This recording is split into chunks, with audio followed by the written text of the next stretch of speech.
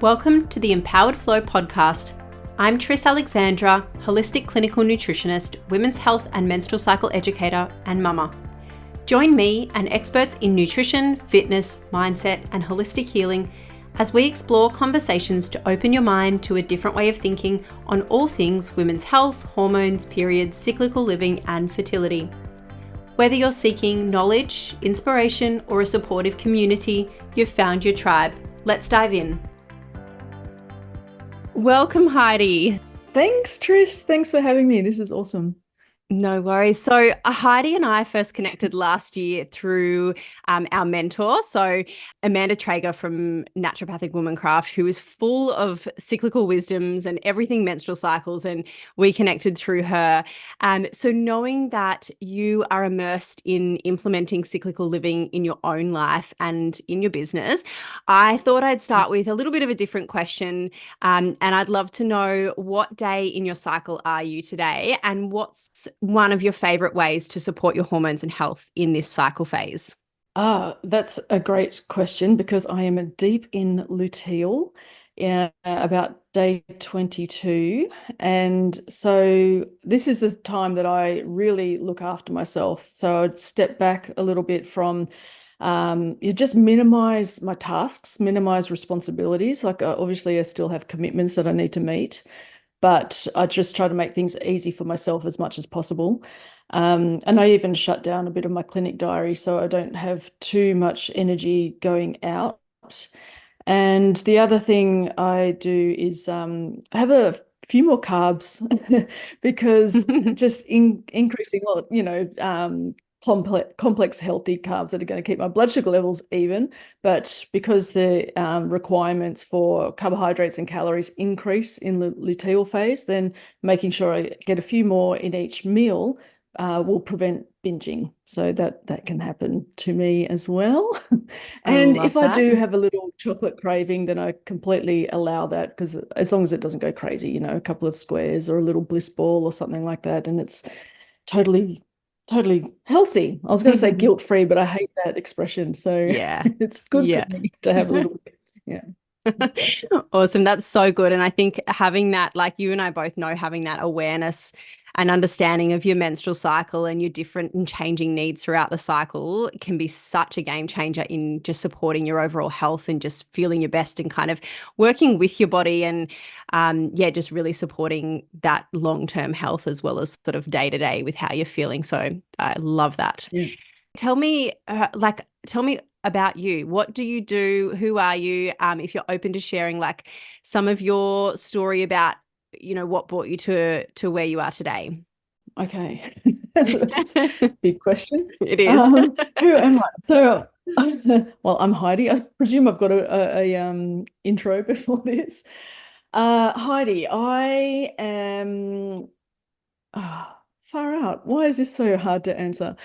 I don't know where to start. I'm nearly 50, so there's a lot of years to compact into about a minute's answer. All right, so first and foremost, for the interest of your listeners, I'm a naturopath, a nutritionist, and EFT practitioner. Still in training, but I'm using it quite a lot. In training to get my accreditation, but I'm allowed to use it anyway. So my journey into naturopathy actually had nothing to do with my experience of PMDD, or premenstrual dysphoric disorder. I have been a naturopath for 20 years, but I've been a PMDD warrior for about 30 or more. Pretty much, I think my memory is a bit vague because it's long. I would say from when I started menstruating, but I definitely remember major episodes from my late teens and early 20s. And so it really wasn't until I was studying naturopathy that I could regulate my cycle. So I had very irregular cycles, and then I could put two and two together and work out that my mental health was directly related to my menstrual health and my menstrual cycle. And that's when I could address it from both angles, really, from the mental health perspective and my menstrual cycle. So that led me down, a pretty long and experimental pathway, a lot of trial and error and guinea pigging on myself. And I don't know. I'd never heard of PMDD. I mean, a lot of people still haven't. It's still not very well known. And it wasn't until a few years ago that I'd heard of it. And I think like it just pennies dropped all around me, light bulbs like exploded, realizing that that's what I've been experiencing for all of those years. And Mm. that really drove my passion in clinic and my business and for my clients to focus on that in in practice, because it's not well known and there's not a lot of support out there and not a lot of information for people as well who are going through what was and is for a lot of people very lonely and challenging roller coaster of emotions. Yeah. Does that Yeah. answer the Yeah, question well yeah, enough? absolutely. And I've probably got lots of questions with that, but I guess I firstly wanted to ask you and for everyone listening, like what is PMDD? What are the, I guess, yeah, what are maybe some of the telltale signs and symptoms and what exactly is it? Yes, good question. Okay, so premenstrual dysphoric disorder. So the key word there, I think, is dysphoric, dysphoria, the absolute opposite of euphoric. Mm, So it is when very severe mental and emotional and psychological symptoms occur in the premenstrual phase of your menstrual cycle. So 3 to 14 days before the bleed. Some people experience symptoms from ovulation onwards, and then for most, it's probably about a week before the period. And it's really life altering. So it can really mess up your life. So people talk about having a Jekyll and Hyde personality. Quite often they can be diagnosed with bipolar disorder or borderline personality disorder because of the extremes in swings.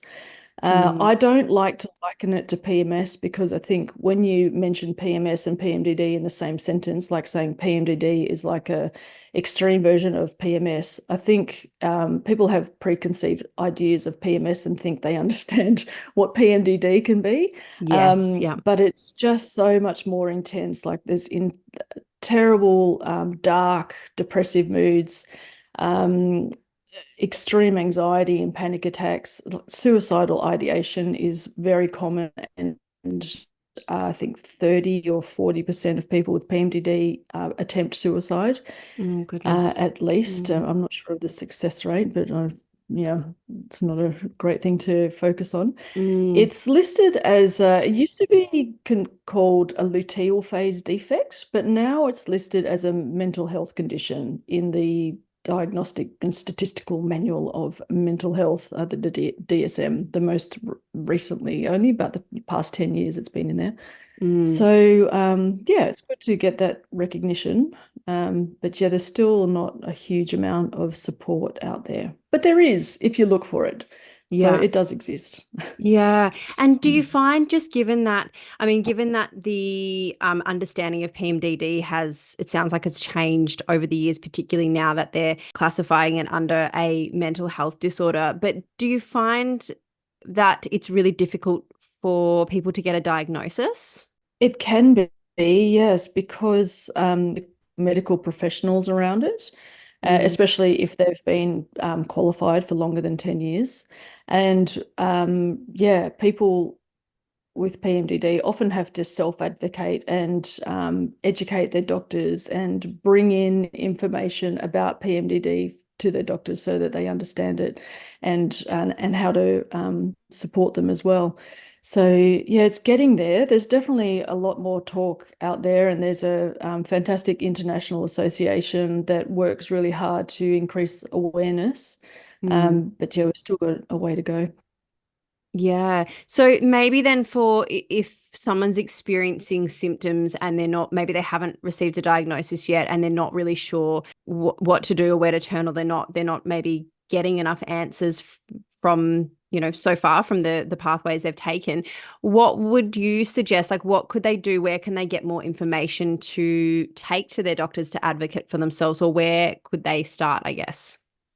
Yeah, so that association, it would be one of the first places I'd recommend, if not Yeah. my own website and my Instagram Yep. account, where I also refer people to things like this. But the International Association of Premenstrual Disorders, IAPMD.org,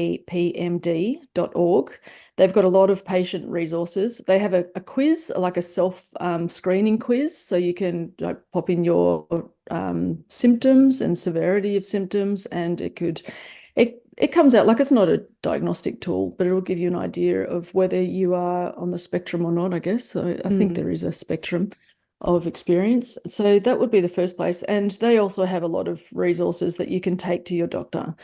And if you can't get onto a website like that, then just tracking your symptoms. That's the main way PMDD is diagnosed. Track your symptoms for 2 or 3 cycles, and not just in the luteal phase. So really track them daily. So all through the month for at least 2 or 3 months, or cycles, I should say, so you can notice a pattern of symptoms. And I mean, you can track as many as possible, but I'd say 5 to 10 symptoms would be ideal. So that with the diagnostic criteria, it can be found actually on my own website. There's a blog, What is PMDD, or on the what is it? What I just said, IAPMD website. The list is of about 11 typical symptoms. 5 of them are core symptoms, and you should have at least 1 or 2 symptoms in that category. And of the rest, overall, you need to show 5 of the symptoms altogether. Yeah. And then, so just being able to go in and say, look, how extreme I'm experiencing this, and it's happening right before my menstrual cycle, or before my bleed of my menstrual cycle. And yeah, that should hopefully be enough to diagnose it. You could, I mean, some doctors, there are some crossovers, like, so some stressful situations and trauma, some thyroid conditions, and some hormone imbalances can show like a overlap of symptoms. So your doctor, or even a functional health practitioner or naturopath, can request tests to rule out those other things, or to see if it could be those things. But otherwise, there's no test for PMDD apart from symptom tracking. Yeah. And are most of those, because, 5 core symptoms and sort of 5 other symptoms. So we're talking about a significant amount of symptoms. Are those symptoms predominantly mental health symptoms, or are we talking also, like, obviously there's an association with the menstrual cycle and the luteal phase. So are we talking also other signs and symptoms throughout your menstrual cycle, or is it predominantly mental health? Yeah, predominantly mental health. So of the core symptoms, it would be extreme mood swings, irritability, anger, rage. People talk about a lot. Very despairing, depressed mood, and feelings of hopelessness or worthlessness, anxiety and panic attacks, and decreased interest in usual activities. So those are the core symptoms. So they're all mental health symptoms, and you need to be experiencing 1 or 2 of them. And the rest are things that, there's a kind of a mix of physical and mental and psychological. What are the 2? There's cognitive and affective disorders. So there's affective is more emotional, and cognitive is the way that your brain experiences things. So things like tiredness or insomnia would come under that, brain fog. So a bit of a mixed bag, but definitely it's the mental health symptoms that people struggle with the most. That's what makes life really miserable. I imagine. And you mentioned also, looking at tests to rule out potentially other things going on. But do you ever use any functional testing, or any other blood testing or anything like that you look at as a naturopath that can be really helpful in either understanding more about what's going on in their body with PMDD, or in understanding like root causes of maybe, and actually maybe that's even a whole nother question, is there a particular cause of PMDD, or are there particular root causes that you're looking at? So with root causes, there's not really known. So there are theories around the root causes, and the strongest one is experience of adverse childhood experiences, so ACEs or childhood trauma, and that can be complex trauma, developmental trauma, not just, really big T trauma. Yeah. That's been found in 80% of people with PMDD. And then in terms of, like, I think of underlying factors or exacerbating factors rather than root causes when I'm looking at a naturopathic perspective. So, yeah, diet, lifestyle, genes, hormones, gut health, liver health, like all of these things can impact the experience of PMDD. While they're not necessarily causes of it, they can make things worse, and by looking after them, you can ease your symptoms. There's a fair bit of understanding around PMDD and the brain, especially related to allopregnanolone, which is a metabolite of progesterone, and that acts as a neurotransmitter that stimulates the GABA receptors. And the best research and the most current acceptance of the mechanism of PMDD is that there's a dysregulation in the GABA system. So now we can go on to what functional testing could be useful. And Yeah. there's a few that are really useful, but I'm loving the Dutch test at the moment because it shows such a complete picture of all the hormones. So they don't just act in isolation. Yes. Yeah. So while a blood test, the Yeah. Yeah. problem with blood tests is that, yeah, when people go to the doctor and ask for a blood test, and basically they're tested for estrogen and progesterone, they're lucky if they get it on the right day of their cycle. So it should be 5 Yes. to 7 days after ovulation, which is, you've got to be pretty body aware to know when you're ovulating anyway. And then they only test those two, and only E2 or estradiol. So there's just one form of estrogen. The ranges of what's considered normal are huge. So a common symptom picture we might, like from a naturopathic or holistic perspective, consider to be estrogen dominance. And so, your blood tests will come back normal, but they're not showing that estrogen's high in the normal range and progesterone's low in the normal range. So one limitation of blood tests. Yeah. And the other is that they're only testing estradiol, aren't they? That's Yeah. the right one, isn't it? Yeah, I think so. Yeah. Yep. Not estrone and estriol, right? Yeah. Whereas the Dutch test looks at all of those, as well as your androgens, and I know your audience understands androgens, Yes. Yep. and all kinds of other things, as well as neurotransmitter markers and gut health markers, and some B vitamins, and a lot of genes as well. So it gives such a complete picture of liver health and some gene pathways and things like that, that I love the Dutch test if people have the budget for it. It's like in Australia, it's about 400 for the most standard, 400 Australian dollars for the kind of, the basic level Dutch test, which is still complex Yes. and amazing. Yeah. So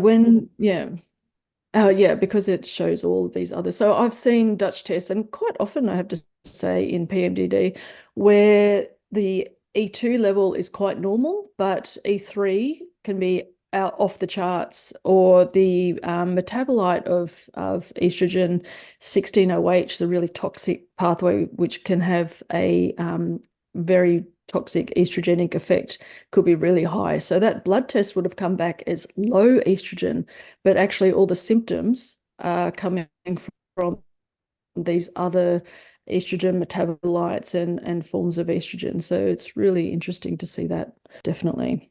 I do love it if people can budget for it. Yeah, for sure. I love the And Dutch others, like test as the well. gene profiling is good too. Yeah, do. Yeah, right. For you and your audience, I'm sure it'd be amazing as well. Yeah, for sure. And just So much to see. I know, for anyone listening, that is sort of like, Dutch test, what are they talking about? So the Dutch test stands for dried urine test for comprehensive hormones, and it is a it's a urine test that you can do at home. You can access it through a naturopath or clinical nutritionist. We can refer you to get one. Yes, it is an out-of-pocket cost, but as Heidi's been mentioning, like it's such a comprehensive test, and it gives us not only an understanding about your hormone levels, so not just so from blood tests, we're just looking at what those hormones are in the blood at that time in your cycle or at the day it was taken, but with the urine test, we're actually looking at how those hormones are being metabolized and excreted out of the body, as well as so many other things, not just hormones, as Heidi was talking about. So it can just give us that really in-depth understanding, a bit more of a bit more of that root cause approach, because we're understanding, even just for estrogen, we're understanding that how much of different types of estrogen and how they are being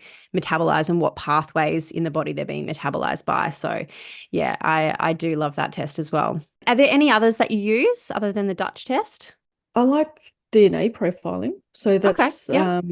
yeah, so I use the lab Fit Genes, but there's a lot of different labs all over the world that have DNA profiling, where it can show the genes that are the epigenetics, really. So we're not looking at genes that tell you how tall you're going to be or what color your skin or hair is, but again, the genes that are processing estrogen, or your vitamin D receptor genes, or MTHFR, methylation genes, COMT, which estrogen processor, histamine genes, so there's like these genes that can be influenced by your diet, lifestyle, and environment. So things that you can do something about. So that's interesting to look at.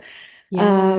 What else? There is, Just on that, yeah, they're the main. Yeah. on that genetic test, is there any sort of associations that you see with any of those genes? So say like MTHFR or COMT with PMDD, or can it vary? Yeah, I think it varies. Okay. Yeah. I Yep. haven't had too many people with PMDD taking that Fit Genes test, actually. Yes. Yep. But I'm definitely, yeah, looking out for the histamine genes, the estrogen processing, a lot of the mental health ones too, and immune markers, and that MTHFR, which actually is in the Dutch test, so Yeah. it's not that necessary for that either. Yeah. Yeah, they're the main ones. What else is Awesome. there? Oh, hair tissue mineral analysis can be good, but I must admit I haven't been getting a lot or ordering a lot of them, but it's a more affordable test, or yeah, less of an out-of-pocket expense, shall we say. And I have had people taking that recently, and I still need to call the lab to help them to get them to help me explain everything. Yes. But I'm Yep. finding that really interesting, because it's not just about what levels of minerals are in your body, but how your body's using them, and how your body systems are working, and your adrenal glands are working, and thyroid. Like, it reflects so much more than just simple nutrient levels. So that's a good one as well. Yeah, I haven't used a lot of the hair mineral analysis test either, but yeah, something that I'm just starting to look into and use a little bit more now, just because it, like you said, it's a little bit more affordable, but it can give us some really good insights as well. Yeah. Yeah. Hmm.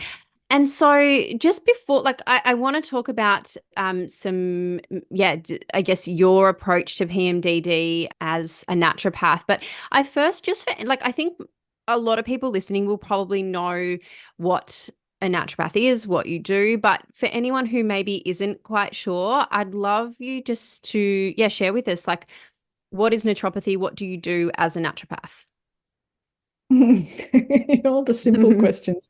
I don't I know. Well, know. I've been a I naturopath for like 20 years, and I still have trouble explaining what it does, what it is. I like to give Um, everyone all the understanding about, holistic health and different modalities. yeah. Yeah. So naturopathy is a holistic healing modality. And by holism, we mean looking at the whole being and all of the parts as they interconnect with each other. So unlike medical specialists, that we've got the psychiatrist for the brain, and the endocrinologist for your hormones, and your gynecologist for your reproductive systems, and I don't know, like, they look Yep. at each part separately. And with holism, when we're not just a collection of body parts. When we put all that together, the whole is greater than the sum of its parts. So when you see a naturopath, so the first consultation will be a big, long fact-finding mission. Well, about an hour for most people, but sometimes 90 minutes, especially earlier naturopaths. I think like newly qualified naturopaths take a lot longer with their case taking. And we're looking at every aspect of the person that's influencing who you are, and the condition that you're presenting with. And then the main modalities. So the naturopathic assessment of what the root cause or the underlying factors or driving factors are could be quite different to just a simple diagnosis. Like not just you have PMDD, but you have possible liver dysfunction or gut health issues, or your nervous system is highly strung.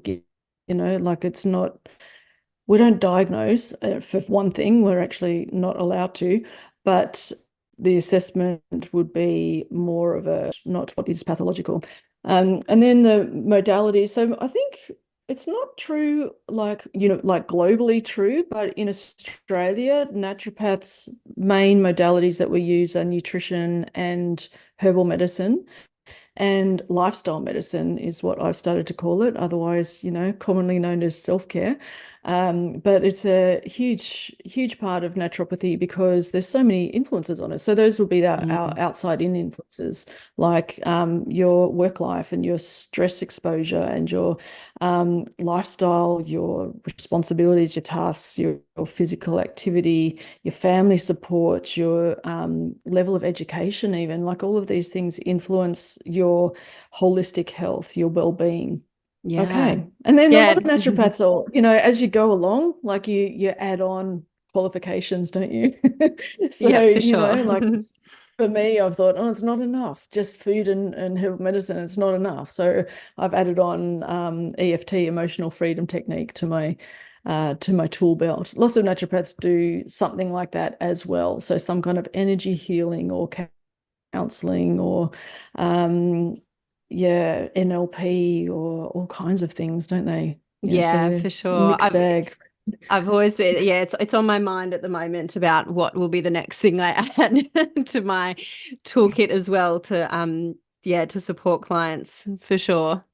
It's always like it's such a holistic approach, like you said, like same as when I work with clients as well, where we're looking at every part of them and not just, the diagnosis they may have been given. We're not sort of treating like, oh, you've got this diagnosis, let's treat that. It's looking at them as a whole person and even their lifestyle and what, when it comes to, I think, treatment and changes, nutritional lifestyle changes, it's about what is practical and achievable for them at that phase, in that phase of life as well. Yeah, exactly. Yeah. Yeah. Yeah, I'm glad you shared all that as well, because I think, sometimes if you're new to either naturopathy or clinical nutrition or any of those sort of healing modalities and you're not don't have that understanding of when you sit with us for the first consult, we're going to be asking so many different questions and diving into all sorts of aspects of health and not just symptoms. Yeah, exactly. Yeah. So tell me Be a bit of then, a shock. yeah. Tell me then, I'd love to hear about, I guess, your approach to PMDD and what are maybe some of the, naturopathic nutrition lifestyle things that you can incorporate into supporting someone with PMDD. Yeah, like you said, like every person's different. So it's hard to say like this is the thing, Yeah. but I definitely start with, well, I call it, well, it's not me that calls it this, but a primary premise or a foundational thing. Words aren't coming to me. Luteal phase, everyone. I lose my words sometimes. But a core pillar of naturopathy and most holistic medicine, I think, is removing the barriers to healing. So in your lifestyle, if you're, for example, diets are one of the easiest ones to look at there. So if you're eating a heap of junk food, there's only so much good that some supplements and herbs can do for you. So like cleaning up your diet, I mean, yeah, just keeping it whole food as much as possible, I think is really important because there's so many, like it's just so hard to avoid the additives and preservatives and all the numbers and chemicals that our industrial food system has in it at the moment. And these things can act as hormone disruptors and neurotoxins. So just minimizing them is as best you can do, really. And step by Yeah. step, you learn to minimize more and more. What I'm always telling people before I even get to that point, because sometimes I say, oh, eat clean or eat more vegetables or whatever, Yes. Yep. eat less junk or protein. Like it's not bloody rocket science, it's not groundbreaking things, but I think when people understand why, then they get it a bit more. But Yes. even before I get to that point, just understanding that your brain and your nervous system is the flesh and blood part of your body, and it is impacted by what you eat. So, your brain is made of fat and hormones and some not hormones, fat and protein is what I want to say there, and micronutrients, and needs good source of energy. So it doesn't get that from anything else, like to build itself, to run itself, to repair itself and detox. The only place it gets it is from your food. So Mm. you want to give your brain and nervous system and your hormones the best ingredients to work properly. So I just want Yeah. people to understand that all the time. I sound like a broken Yeah. record most of the time, but because we still tend to separate mental health from a physical health. And Mm. sometimes I've suggested dietary changes to people, and they say, "Oh, but it's not really my physical problem. Like it's really my brain or my mental health that I suffer with. So I don't really need this food information." Yeah. And yeah, it surprises me because I'm kind of living and breathing like food and mood. And so yeah, just don't underestimate the impact that your physical health has on your mental health. Yeah. That's That's a kind of that's a really really important. big takeaway, I think. Mm. Yeah, like I liken it to baking a cake. If you've got all the ingredients in the pantry, you can make a beautiful cake. But next time, if you don't have any sugar, you can still make a cake, but it won't be the same. And the Yeah. next time you don't have eggs, you can still make a cake, but it'll be quite different. And it goes so on and so on. So you need to be replenishing the things that you need for all the good stuff, your brains and your hormones and your neurotransmitters. There's high turnover of those things Mm. in your body. Yeah. Yeah. Any like and I know this will obviously be different for everyone, but is there any sort of foods that you like to really emphasize in the diet? Any sort of foods or types of foods that obviously we're sticking to whole foods, but any sort of particular foods you Mm. really like to emphasize? Vegetables. Yes. Vegetables. I love vegetables. Like it sounds so boring. I was like, can I say anything more interesting than Yeah. vegetables? We all need the reminder. Yeah, green veggies like all the magnesium and the B vitamins, the iron, selenium, like those are the things that you need in your thyroid, your hormones, your neurotransmitters, Yeah. and clean proteins. So again, for those amino acids that are precursors to your neurotransmitters, serotonin and GABA, and all the good things. They're the main two that we really want, dopamine. So your nice clean protein, and that also helps to keep your blood sugar levels stable. So if there's Yeah. something to try to eliminate or to address, it would be keeping blood sugar levels even, so that that you that blood sugar level roller coaster doesn't impact your moods, and then that on flow effect with insulin and cortisol and into all of the rest of your hormones as well. So yeah, the protein and the fiber from veggies, keeping blood sugar levels even, as well as supplying the main ingredients that your brain and your hormones and your neurotransmitters need. Awesome. Ah, yeah, good old veggies. Green ones Well, and look, brassicas and yeah, rainbows. Yeah. beautiful. Anything else nutrition wise? Like, yeah, you spoke about predominantly whole foods and some of those, veggies and proteins and blood sugar balancing. Anything else Mm. nutrition wise?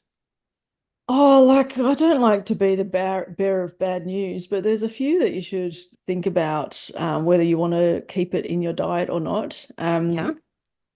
So well, Not that I specifically eliminate everything. Like I enjoy a lot of things, but I have had experience with cutting things out for a good amount of time so that I can clearly understand how that thing is impacting my health. And those would be, okay. I'm so ready for it. Everyone's going to hate me. They're not going to like this episode. Okay, I mean it's nothing that nobody doesn't already know. Yeah. And I'm not saying to cut them all out all at once. So not all at once, okay, unless you've got a lot of support around you, but sugar, we've already touched on. Yes. Dairy, gluten, Yep. um, alcohol, and caffeine. Mm, So yep. I would experiment. I would say I probably put those in the opposite order. So I think number one would be alcohol. So experiment with eliminating alcohol for a while, a Yep. month. So for everything, I'd say a minimum a month and preferably longer. Caffeine mainly if you have a tendency to insomnia or anxiety. Just yeah, cut it out to see how that improves. And Yep. then, like it doesn't sound fun, the dairy and the gluten and oh my God, not my bread and not my coffees and things like that. But I just encourage people just to try it for the month. And especially with things like dairy and gluten. So often I find people don't really notice a difference in that month that they've cut it out. But Yep. when they reintroduce it, they know that they can immediately feel the effect. And to that point, I say go hard. So when you reintroduce it, as long as you're not allergic, like proper allergic to things, and you're not putting yourself in any other danger, but eat the whole pizza and have toast for breakfast, a sandwich for lunch, and pasta for dinner, and then you really know you can clearly see after being off it for a while how that substance affects you. And then if it Yeah. doesn't, it might not. So that's all right. So that's good for you. I wouldn't say, just go hard all the time. But yeah, like I don't. I mean, I think I'm a picture, like a wonderful picture of something to aim toward. Like I enjoy all of those things, but mostly I don't don't have them in my daily life or even weekly for a lot of it. But if it comes up and I'm out at a beautiful pizza restaurant and it's proper, handmade, nice stuff, I'll definitely enjoy it, and I won't have a great adverse reaction to it. But I think before you get to that point, it's important to really know what you're gambling with, I suppose. Yeah. Because Yeah. we get used to like the feeling of bloating and tiredness and blur, like so many people just feel like that all the time, that's their normal. And they Definitely. don't even realize that they could be feeling better because they've never felt anything else. So that's Yeah. just how they are. I have really similar Mm. philosophies with you around, yeah, particularly around like gluten and for some people dairy and those things as well. But, and it's true, I've had clients where I've said, look, let's just give this a go, and see how you feel. See, because it can sound really challenging if you've never tried a gluten-free diet or predominantly Yeah. gluten-free and you're used to eating the breads and the pastas and gluten is in everything. Mm. And it can sound really daunting, but I think once you sort of learn to incorporate other foods into your diet, it can actually, like, I find it can actually diversify the diet because you're adding in other things that you maybe haven't tried before, you know. So it can be really Yeah. helpful in that sense. But like heavily reducing or cutting out gluten can be life-changing for a lot of people in terms of symptoms. And so it's Yeah. absolutely, like I agree with you, absolutely worth trying, as daunting or challenging as it may feel for someone.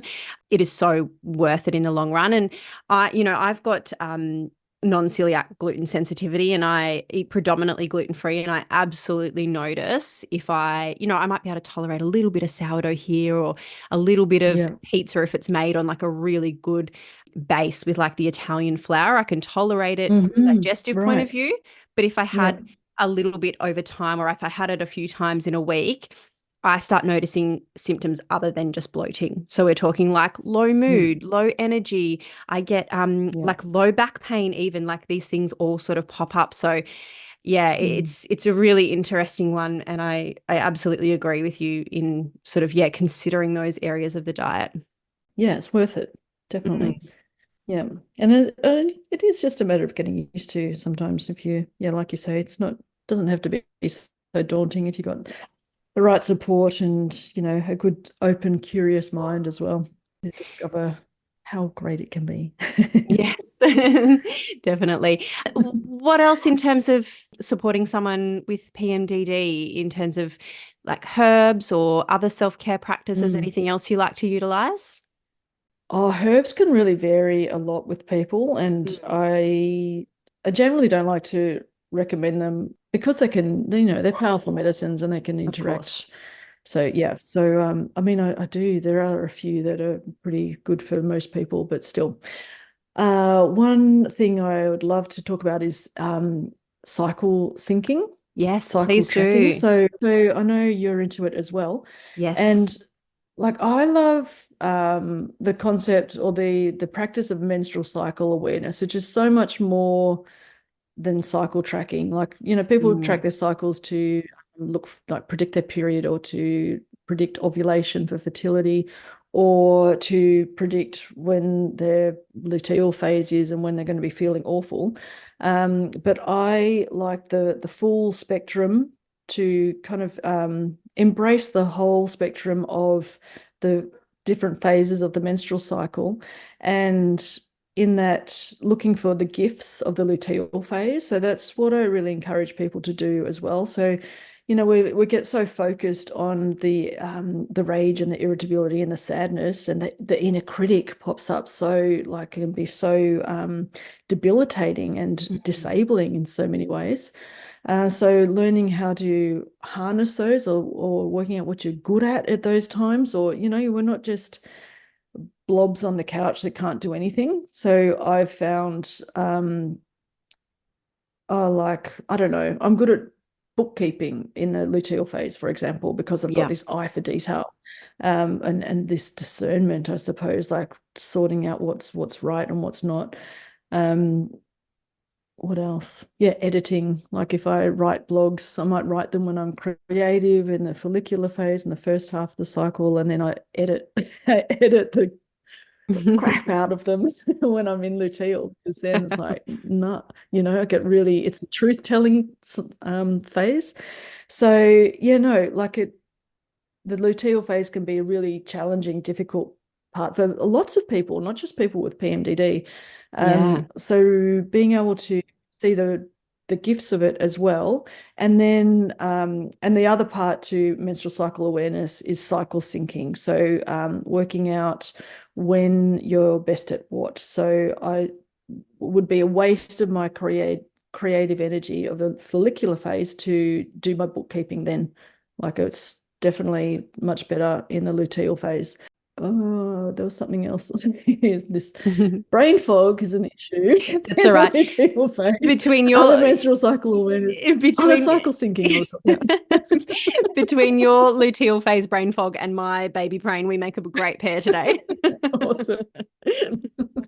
Oh, and good company. But yeah, so just kind of arranging your food, your lifestyle, your physical activity, your commitments to harmonize with the waves of creativity and productivity and rest and reflection of your entire menstrual cycle of all the phases. That's what I think is really important. And that's a way of reducing stress as well. When Yeah. we expect ourselves to overperform or do the things that we are not aligned with in different phases, then it's yeah, it can be a big stress, and stress impacts everything. Yeah. Yeah. Yeah, for sure. I would say before I had any awareness of my own cycle and even of an understanding of how we are different physically and emotionally and energetically through different phases of the cycle, I was like just day in, day out, it was the same thing. I would push my body to its limits, Yeah. regardless of where I was in my cycle, and it can quite easily lead to exhaustion and burnout and fatigue. Burnout. Yeah. And it can, on the opposite end, if we're sort of build that awareness and build some practices and some self-care in, or just yeah, even do different things in different phases of our cycle, it can be so supportive and so energizing and just so helpful in working through each of those phases. Yeah, exactly. Power. Yeah, what did I want to say on cycle syncing as well? Oh, something just popped into my mind about it. Here we go with the baby brain. Something awesome. It was so good. I was thinking about ovulation for some reason, and I can't remember what my question was, but I think it's we're coming up to a full moon. It's a full moon in Melbourne, in that Yeah. part of Australia, coming up to it tomorrow. So coming Yeah. up to that full moon energy, and I was thinking about ovulation and likening, I guess, the different phases of the menstrual cycle to the lunar cycle. Do you ever talk to that with your clients, or do you find that can be a little bit too much for people to understand, or did you want to talk to that at all? I do. I've started more in the last, actually, quite recently, I'd say the last 6 months or so, probably since we were together with Amanda and her Yes. beautiful Nourishing Your Cyclical Business course. So, but I must admit, like it's a bit out there for for a lot of people. Yep. So I generally kind of keep it under wraps until I know somebody quite well.